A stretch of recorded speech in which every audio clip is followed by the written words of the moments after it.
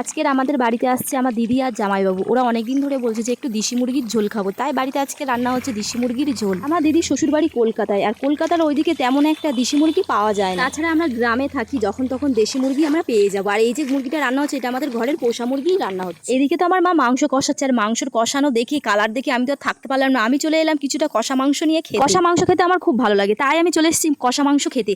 আর কষা মাংস খেতে আমার এতটাই ভালো লাগে, আমি যদি না কষা মাংস পাই আমি তাহলে আর কিছুই চাই না। ঝোলের মাংস আমি তো একদমই খাই না, কারণ কষা মাংস খেতে খুব ভালোবাসি। শুধু যে মাংস রান্না হয়েছে এরকম তাও নয়, আরও অনেক কিছু রান্না হয়েছে, সবটা দেখানো যায় না। তাছাড়া আমার দিদি আস্তে আস্তে প্রায় 2টো বেজে যাবে। আজকে সকাল থেকে এতটাই গরম পড়েছে, গাছের পাতাও পর্যন্ত নড়েনি, একটু হাওয়া বাতাসও হয়নি। আর বাড়ির সমস্ত কাজ, রান্না বান্না থেকে সবকিছু আমার মা নিজে একা হাতে সামলেছে। মায়ের হাতে হাতে কাজ আমিও করে দিয়েছি, যেমন বান্না বাটা, তেমন সবজি কাটা, আরও টুকিটাকি যে সমস্ত কাজ সেগুলো সবকিছুই আমি করেছি।